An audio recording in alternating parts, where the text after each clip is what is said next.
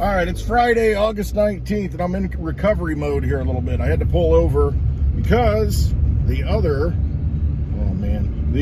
phone holder that I've got on my dash cam holder, whatever you want to call it, is ripped off. I've got another one in the back that I should have been putting on. It was a new one. So anyway, it's on. So we'll see how this one works. Might be a little bit of a different camera view. I don't know. But I was talking about, before it rudely fell off my dash, I was talking about the dip in the crypto market. So I guess my phone dipped. The overnight, we've got some decent discounts right now. Litecoin, the last time I looked, was 55 bucks.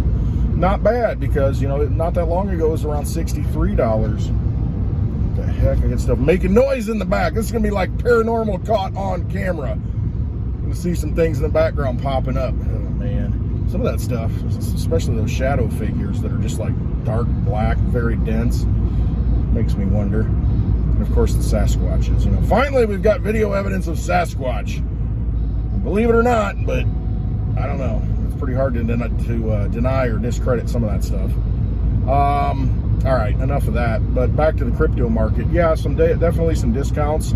I don't know if it had something to do with, there was the Huobi exchange, Huobi, Huobi. They have a, I hate going by this road, the corn, can't see anything, get blindsided.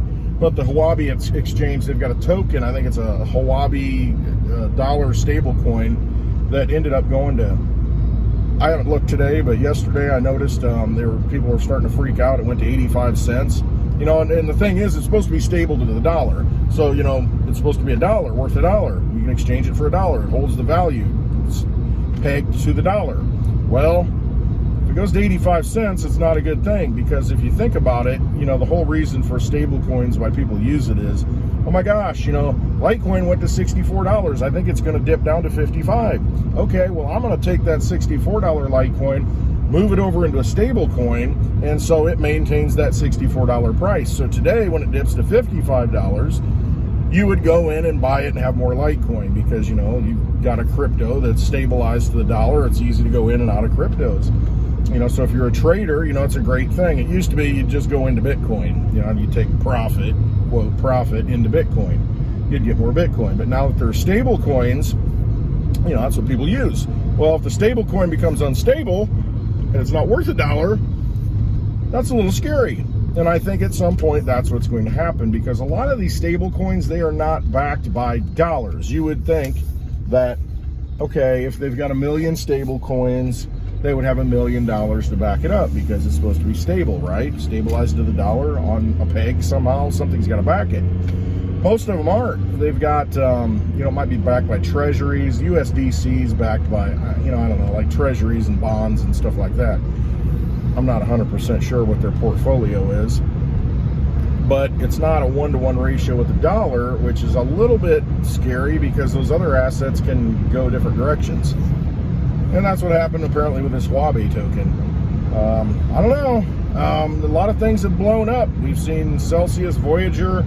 I don't know, did BlockFi mess up? I mean, there's a couple other ones, that didn't pay back their money, and that's why Celsius is in the situation they're in, apparently.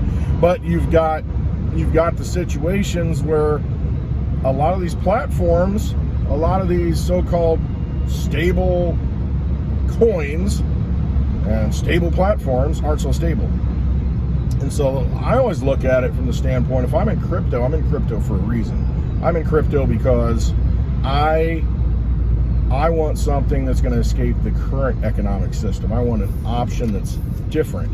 I want something that's really the polar opposite. I want something with a fixed supply, something I can trust based on math.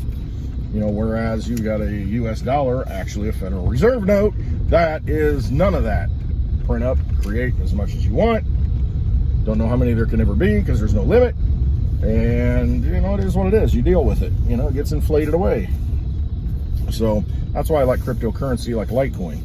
And so $55 Litecoin to me is a pretty darn good buy. So I will shut the car off. I will close this. We'll see if my hummingbird comes back. For 2 days in a row, the hummingbird has flown up onto the window. So, yeah, things are on sale. You've got the Ethereum Merge coming up to where it merges, like they're saying mid-September, it merges into proof of stake.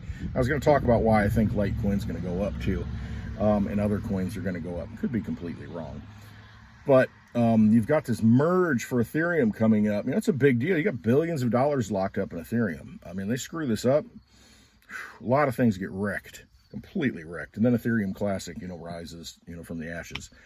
And you've seen a pump in the last few weeks on Ethereum Classic. So that might be telegraphing something that, a lot of the mining from Ethereum might be moving over to Ethereum Classic, because once they go to proof of stake, then it's no longer proof of work, to where you've got mining equipment, validating the transactions and doing the work and, heavy processing. You've got this more environmentally friendly proof of stake. But the problem with that is it still kind of is centralized in a way, because you've got servers running, these nodes running, and are they running on, your own equipment, or are they running under something like Amazon Web Services or one of the big conglomerates, the hosting services? So it really doesn't decentralize anything if, 75% of the nodes, the validators, that validate transactions are all running on the same, underlying platform. So what happens if Amazon Web Services goes down and you've got 75% of your nodes, based on that? Okay, well, you got a real problem in your network. Is it really decentralized then? So, I don't know. I mean, that may be one of those things. I don't mind proof of stake so much. Do I want it for my, my gold and my silver coins? No, they're gold and silver coins like Bitcoin and Litecoin, because they are proof of work and they have been around for a while, and there is only so much, and it takes a lot of effort to get it. So those are always going to be the quote gold standard coins, I think, the money coins. But proof of stake does serve a purpose, I think. I like obscure coin, really not that obscure. I think it's been around since 2014. Reddcoin, REDD coin, and hang on a minute. I don't even know. Somebody texting me. But Reddcoin, it's a proof of stake coin. It used to be a mined out coin. They mined it all out to a certain limit, whatever that finite supply was, and then it went proof of stake. So then it's like got an inflation rate built into it, and it's based on Litecoin's code, and I think it's got 1 minute blocks, so they kind of made it a little bit faster.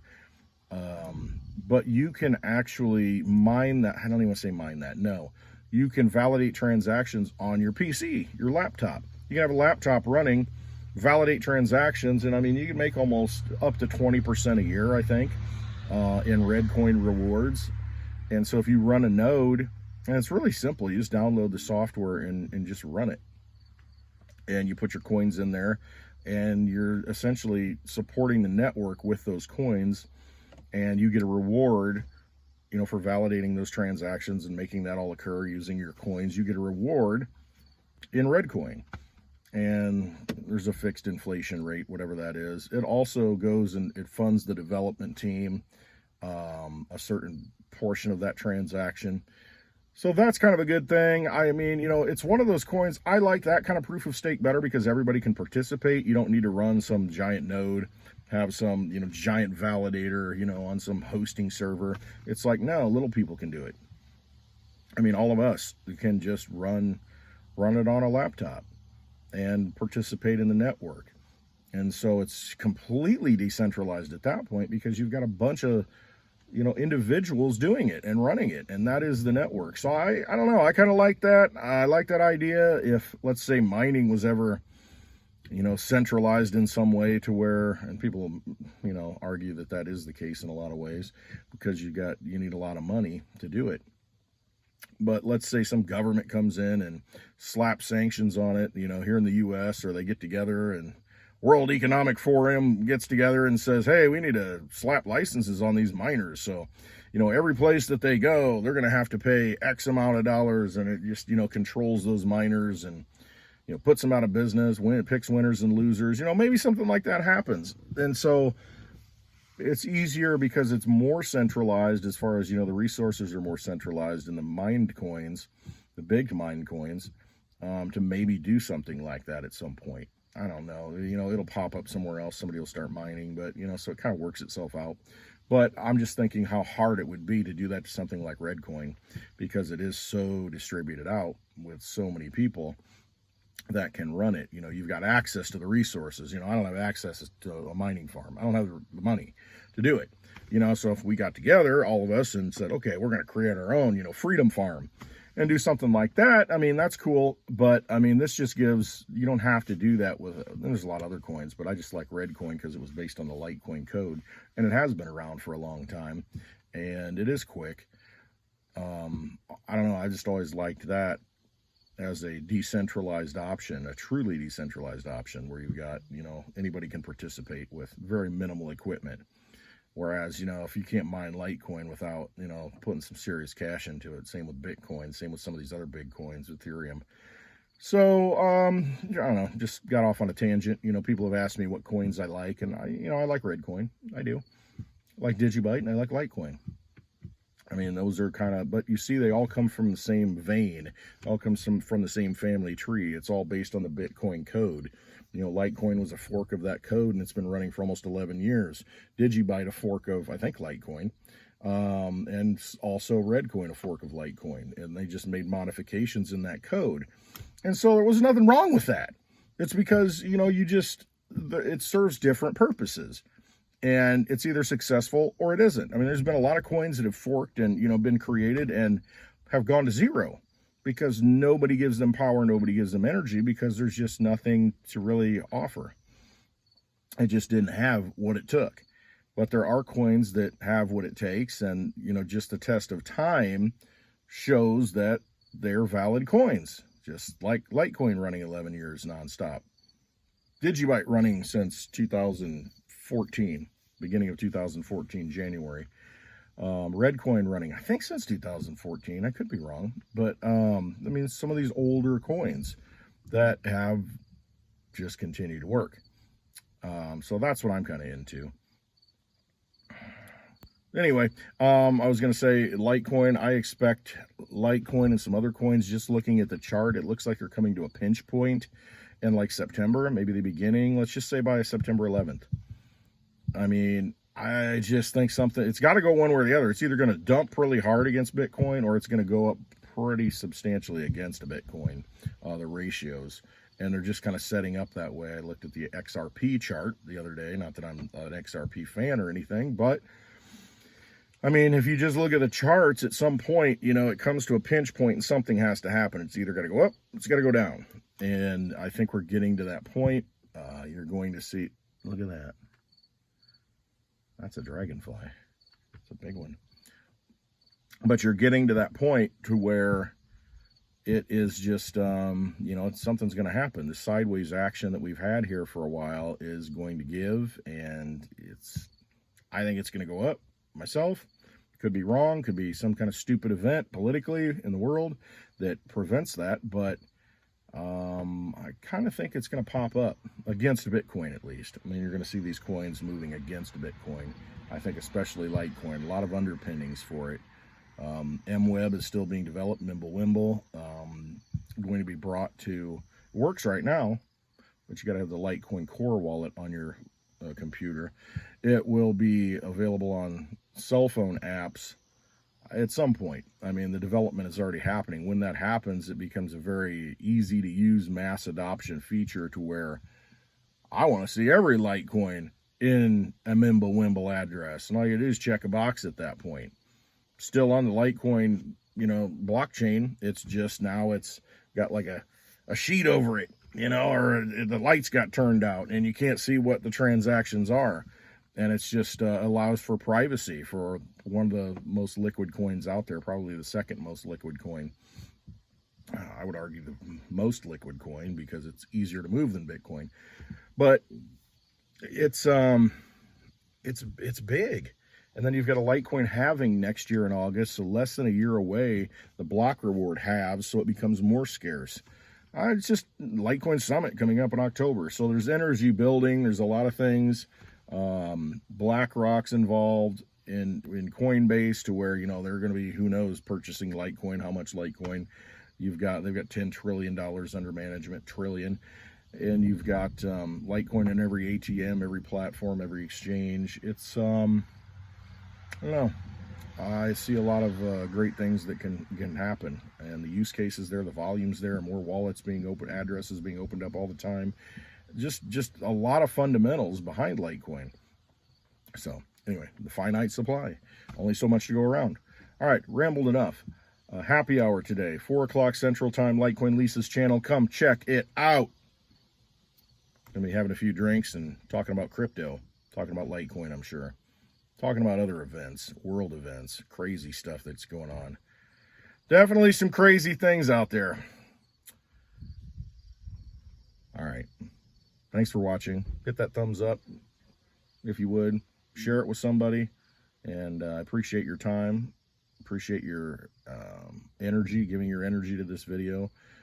If you have any doubts about crypto, about what's going on in the world, like I always say, you got to trust yourself. Look inside. Trust yourself. You know, the instincts, your instincts, what you are, who you're connected to, what you're connected to. It's greater than anything, any advice anybody could give you. You know, all that knowledge is inside. You've got all the receptors and all the tools built in. So listen to yourself. Trust yourself always. All right. Hope you have a wonderful Friday. Thanks for watching. Love you all.